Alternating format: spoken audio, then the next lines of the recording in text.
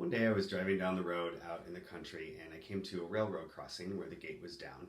There was one car in front of me, it was a convertible, and there was a very long, loud train going by, one where no matter how far I looked down the line, I couldn't see the end or the caboose.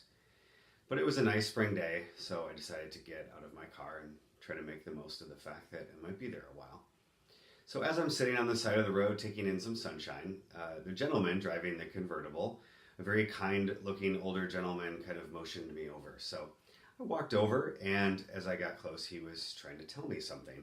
But the train was so loud that I couldn't make out what he was saying, so I was being polite and nodding as if I understood. Well, I think he knew I couldn't hear him, and so he got a little more animated and was pointing and gesturing and clearly wanted to tell me something, but the train was just so loud that I couldn't make it out. Eventually, I could see the end of the train coming near, so I made my way back to my car and tried to politely excuse myself.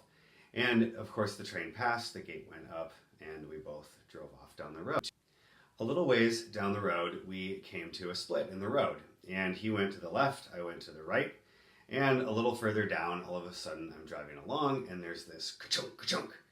And I get out of the car, and there's debris all over the road, and I had not just one, but two flat tires, so I was stuck. You see, the old man was trying to tell me, up ahead, you're going to come to a fork in the road. Be sure you go to the left because this morning there was an accident on the right-hand side, and they haven't had time to clear the road yet. So this kind older gentleman represents that inner voice of wisdom. We might call it the voice of God or the divine guidance or the spirit that resides within all of us. The train sort of represents the loud chatter of the mind that keeps us distracted or fragmented so that we don't hear or we're not even focusing on that voice of wisdom that resides within. What I like to refer to as centering for wisdom is the practices of noticing those loud noises like the train that are keeping us distracted, and then recognizing ways that we can respond to those distractions in healthier ways so that we can get in touch with that inner source of wisdom and guidance that is innate to all of us and resides within our hearts and within our minds.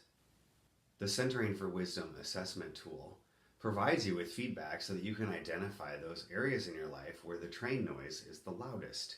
And once you learn to recognize those, you can learn some new skills or behaviors to respond in different ways, ways that allow you to pause and to tune into that inner voice of wisdom within, so that when you go to make wise and ethical decisions in personal life or in professional life,